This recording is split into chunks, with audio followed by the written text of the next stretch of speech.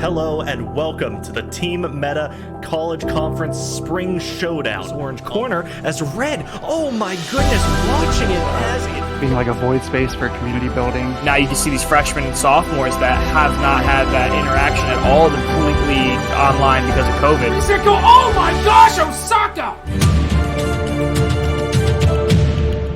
Welcome back to Age of Coronavirus College Edition. We're here talking with Jason Chang. He is the Executive Director of Esports and Assistant Professor at the Pompea College of Business at the University of New Haven. And they also have the first Esports Master's Degree program there. So we were supposed to do this interview last week, and you actually came down with COVID, unbelievably. Why don't you tell us more about that experience? Probably one of the worst health experiences of my life. My girlfriend and I had just moved, and then we both noticed we were coming down with some symptoms. So we were not only sick, but we were also living out of boxes at the time in that case. So it was pretty awful. Symptoms were very different for everybody. We were both lucky to have what's called mild cases, but even then, for a couple of days, I didn't know which way was up or down.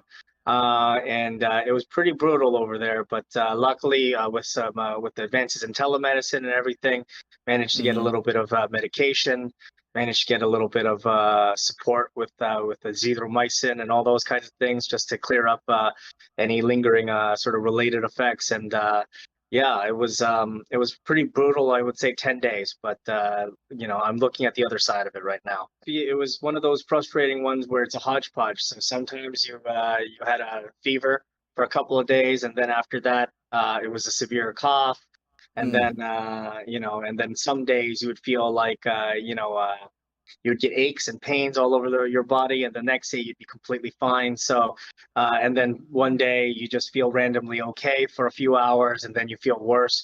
So the unpredictability of it definitely added to the stress of it, because you think you're getting better, and then a few hours later, basically your body says, nope, that wasn't the case. You got to go back to bed, or you got to start coughing again. So it really takes quite a long time for you to get better. Nothing to do other than to wait it out. And that's the most frustrating part. Have you started back work as an assistant professor? Yeah, courses still went on even during coronavirus. After a few days, luckily we have a lot of flexibility at the university, obviously in emergency cases like this. And about 3 or 4 days into it, I actually managed to give a lecture virtually. Wow. I can't say it was one of the most stellar lectures I've ever given in my life, but the student understanding.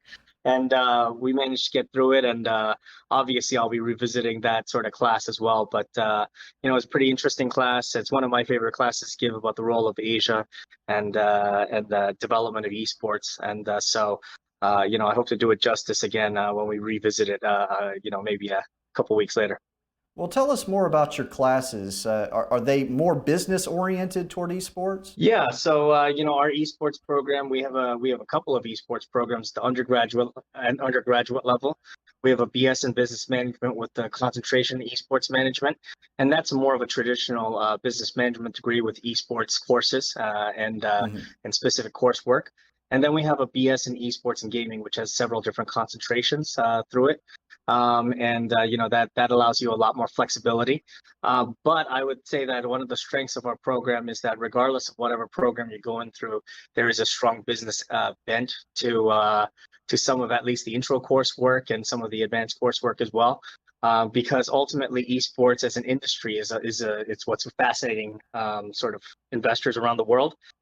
And we want our students to be able to understand that language and to speak that language with anyone. So definitely the business side of things is emphasized in sort of the courses that we have as well. Video gaming as an industry is the world's most dominant entertainment industry, right? It's multiple times bigger than the global film industry. It's bigger than the music industry.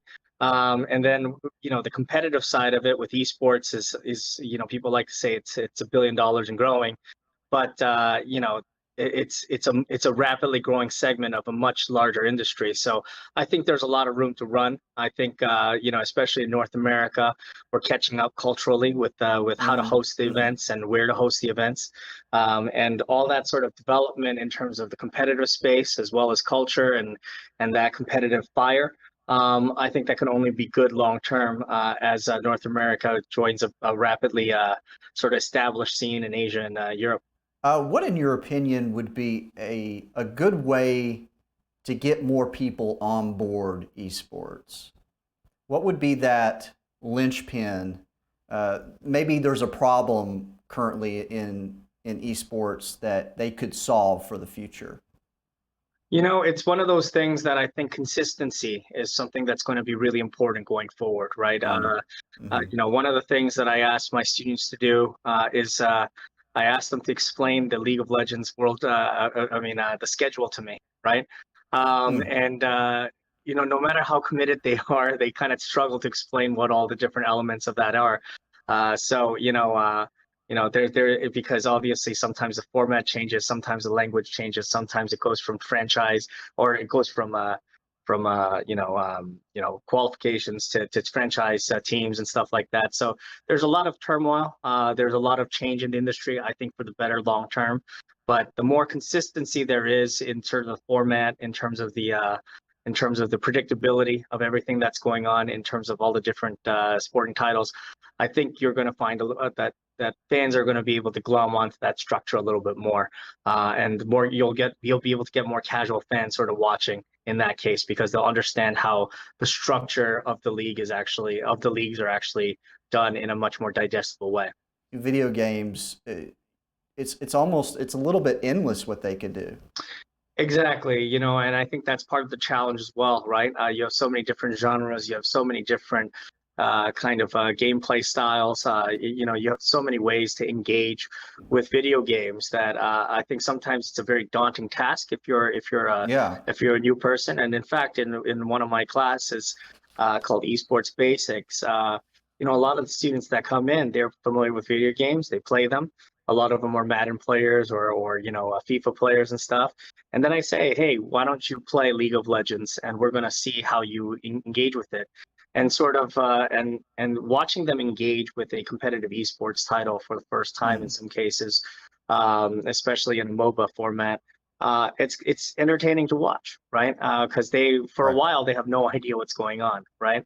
So it takes a while, and obviously they play a little bit more, and some of them find it much more enjoyable than others. But I think that is part of the challenge. The part of the challenge is anybody that likes MOBAs will say, hey, you need to put in at least 5 hours to sort of get the basics and to understand it. But that's a relatively tough proposition that I'd like to point out. It's not a given that somebody will put in that kind of time to be a fan of it. So I like to introduce through our program for that reason. That not only do the students have to understand the industry of it, but they have to play it as well to understand what this is all about. And once they play it, they seem to really get it a lot more. There's still people who watch a football game and it's just kind of like, whew. Yeah, and it's all translational too, right? I mean, once people figure out what the mechanics of things are, then it becomes a lot more fun. But sometimes that learning curve is a lot higher. And as gamers, I think we sort of downplay it a little bit too much. So yeah, that's true.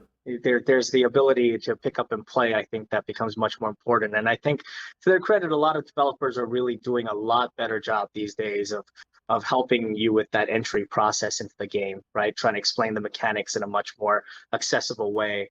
To their credit, a lot of publishers have done really good short explainer videos about what the goals and the mechanics of their game are as well, so that casuals can follow along. So I think there's a general recognition that it needs to be accessible beyond the hardcore gaming crowd for an esports title to grow.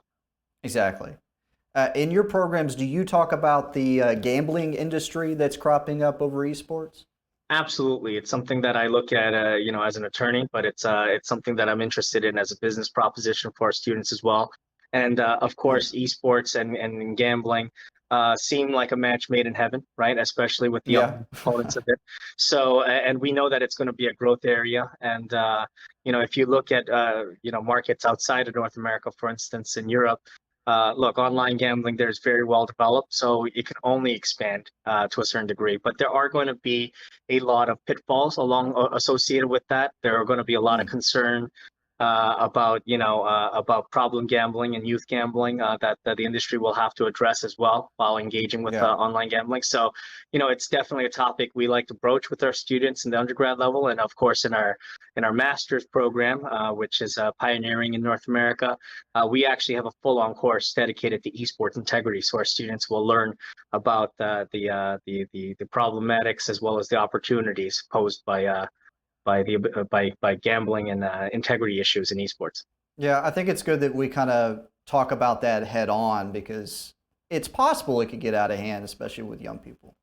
Yeah, absolutely, and quite frankly, there's a lot of government. There are quite a few governments around the world that are very mindful of that fact.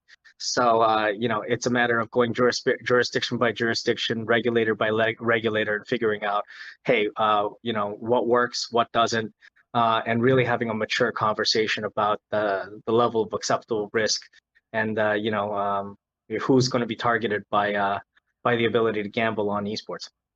Mhm. Well, before you go, I'd really love to hear more about your master's degree program in esports. Yeah, our master's program in esports business is like as you mentioned, the first of its kind in North America. It's the first fully online program of its kind in the world, and it's a program that we designed from the ground up to really meet the needs of the industry. And in fact, a lot of the courses that are taught are also taught by senior practitioners from the industry. That are coming in and teaching directly from their business cases, directly from their background, so that students get a really practical view of what the esports industry is about. And the reason why we created this program is because the esports is at the intersection of a number of different industries, everything from video gaming to sports to technology to digital entertainment broadly. And not all those industries talk well to each other. There's an element of translation that needs to be done between them. And I think, judging by the students that we've already attracted, very, people with extreme, abilities and backgrounds, we think they're going to be stars in the industry going forward. And we really think that they're going to be able to bridge that gap of communication between many different stakeholders. And that's what we're really interested in doing here. Welcome back to College Edition, and with us today is the head coach of the Marietta College Pioneers Overwatch team, Derek Games. Derek, your last name is Games. That must mean something. You must be winning some games, right? Here and there we're winning, absolutely. It's more of like a moral duty I have to put up on myself, so it's the burden and the blessing that I must bear. Are you getting some jokes? Constantly. You actually attended Marietta as a student, and now you're actually coaching an esports team. What is that experience like? Completely like a 180 almost from when you're living a student life, because you have a sense of pride for the school when you go there initially, yes, but when Right. you get to actually be a part of the organization and have that sense of leadership, it makes it all the more worthwhile, in my opinion. I loved the school when I went there. I loved it when I wasn't and everything, and when I was out of school. And now that I get the chance to go back and be a part of that environment that I was so fond of back when I was in school, very well worth it. Well, it sounds like you developed a lot of good, lasting relationships that have paid off here. Absolutely. I can actually attribute the fact that I even was able to apply for the job in the beginning to one of my old college buddies. So, well, what have you learned so far as a coach for Overwatch? Because you also have a love for Overwatch. You've probably played it a lot. Quite a bit. As for what I'm taking away and what I'm learning as a coach with the team, a little bit of everything. I came in with a solid foundational basis on what I wanted to kind of get these guys learning in terms of competitive Overwatch esports. They had played the game before. They played first-person shooters before. They've, been around video games, but they've never really taken it and ratcheted it up to a competitive level. So being able to go through and explain the different stages of team fight, or explaining how to properly peel for your teammates in situations, it's not only helping me in my gameplay when I'm just queuing up for QP or some competitive, but it's also helping them immensely, and I can see the improvement week by week. Now that doesn't mean that every week we're making leaps and bounds worth of progression, but every bit by bit that we are putting into the game, it's working out for us in the end, thankfully. What are the specifics that you're learning in the gameplay for Overwatch? So I'll take, for example, last night we were doing a VOD review of our last match in the conference that we're in for the Great Lakes. The composition that we're running right now is very engagement focused. We want to punish people that are out of position or that make early mistakes. So what we're really trying to focus on is like working on speed boost engagements. So that's having our Lucio and our shot caller call the target that wants to be dove or engaged upon, and then our Lucio then is able to speed boost everybody onto that position a lot faster and hopefully get it done a lot quicker. Team fight communication, just planning of engagements, target calling, things of that nature. Now, do you study what the other teams are doing in those games? Typically, when it comes to our GLEC conference matches, we will scout to a certain degree. Being that we've been in the conference for about 2 years now, we've played all of the teams that are within it, and we have a pretty good relationship with all of them. We've talked amongst each other after scrimmages, after matches. We've practiced with each other, so it's not like a huge rivalry. I mean, mind you, when the competitive nature of the game starts, we are there to win. But Right.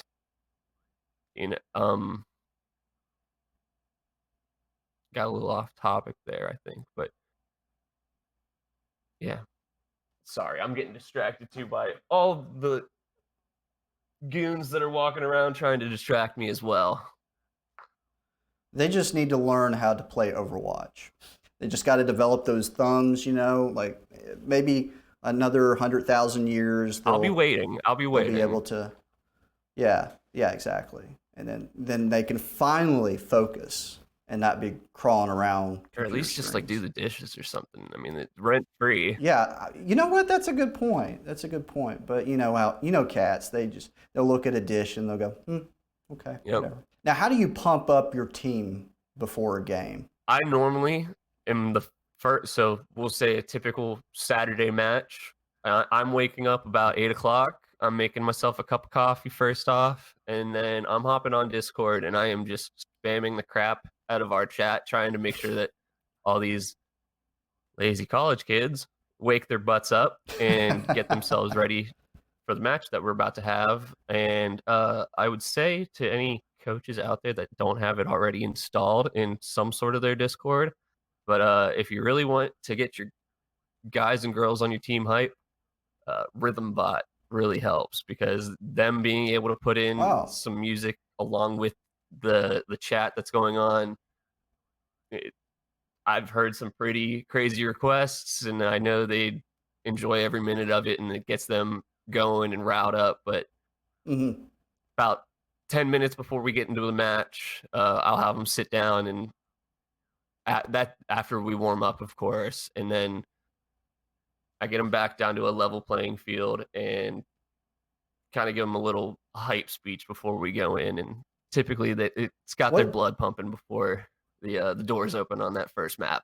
What's a good warm up for Overwatch? We want to work with all 6 of the individuals at one time because of the fact that even with our practice schedule, sometimes, we have kids who have night class or other obligations and are unable to, Mhm. complete the 6 stack, as we like to say, because of the fact that we only really have about 6 players in our program at the moment. But I just like to get them back to a nice calm state, because typically once they're warmed up, their juices are already flowing, they're riled up. And so if I can get them back down to a level of focus that I can observe, and I can pound in the 4 or 5 key points that I want them to focus on in that match, that's typically how I like to go about doing it. Is that the 100% correct way to do it? I don't even know that, but it seems to work for us. Well, that's kind of what the journey is like. You find something, you have to find something that works for you, and it's an individual thing.